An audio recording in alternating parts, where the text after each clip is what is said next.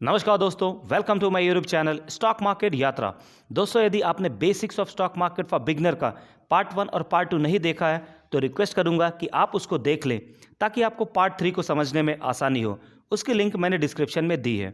दोस्तों, शेयर बाजार में यदि आपको किसी कंपनी के शेयर्स खरीदने और बेचने हैं तो आप डायरेक्ट स्टॉक एक्सचेंज यानी एनएससी और बीएससी से नहीं खरीद बेच सकते हैं। स्टॉक एक्सचेंज और निवेशक के बीच एक और इंटरमीडिएटरी होता है जिसे हम स्टॉक ब्रोकर कहते हैं। चलिए जानते हैं स्टॉक ब्रोकर क्या होता है। आसान भाषा में कहूँ तो स्टॉक ब्रोकर एक तरीके का एजेंट होता है जो इन्वेस्टर से शेयर्स के ऑर्डर को लेता है और उनके बिहाफ पर शेयर्स के ऑर्डर को स्टॉक एक्सचेंज में देता है और ऑर्डर को कंप्लीट करता है।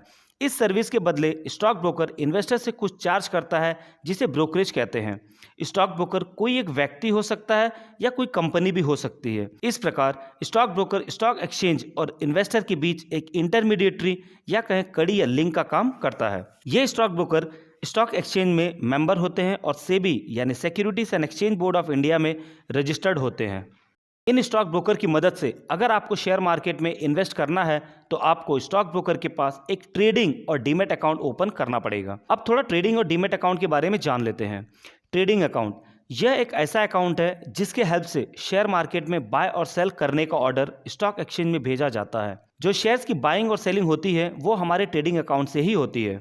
डीमैट अकाउंट, डीमैट का पूरा नाम डीमैटेरियलाइजेशन होता है। ट्रेडिंग अकाउंट से जो शेयर आप बाय करते हैं वो शेयर डीमैट अकाउंट में इलेक्ट्रॉनिक फॉर्मेट के रूप में जमा होते हैं और आप जब चाहे तब इन शेयर्स को मार्केट में बेच सकते हैं। डीमैट अकाउंट ट्रेडिंग अकाउंट से लिंक होता है।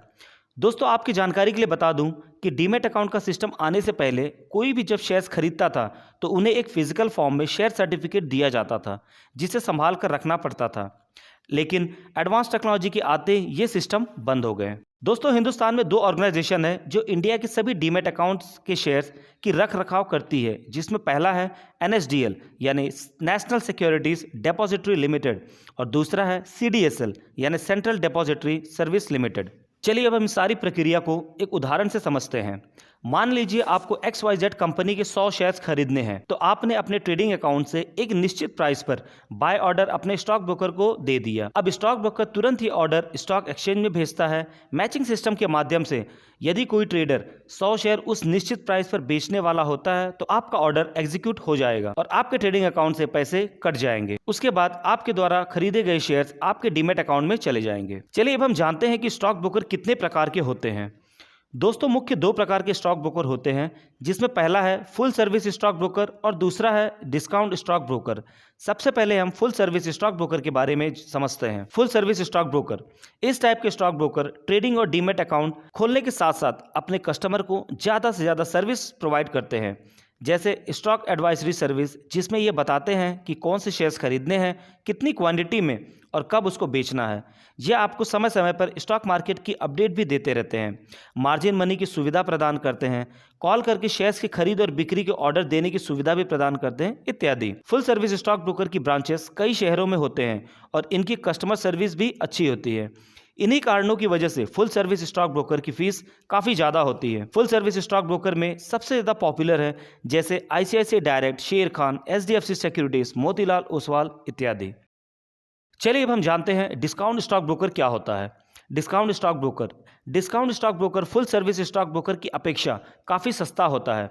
डिस्काउंट सर्विस ब्रोकर अपने क्लाइंट को काफ़ी कम ब्रोकरेज लेकर शेयर्स को खरीदने और बेचने की सुविधा प्रदान करते हैं। डिस्काउंट स्टॉक ब्रोकर कम फीस लेते हैं क्योंकि वे अपने क्लाइंट को स्टॉक एडवाइजरी और रिसर्च जैसी अन्य सुविधा नहीं देते हैं। इनके ब्रांचेस भी कुछ बड़े शहरों में ही होते हैं।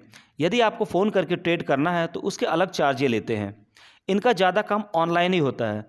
इंडिया में कुछ मुख्य डिस्काउंट स्टॉक ब्रोकर हैं जैसे ज़ीरोधा, अपस्टॉक, 5 पैसा इत्यादि। दोस्तों, एक अन्य ब्रोकर भी होते हैं जिन्हें हम बैंक बेस्ड ब्रोकर कह सकते हैं।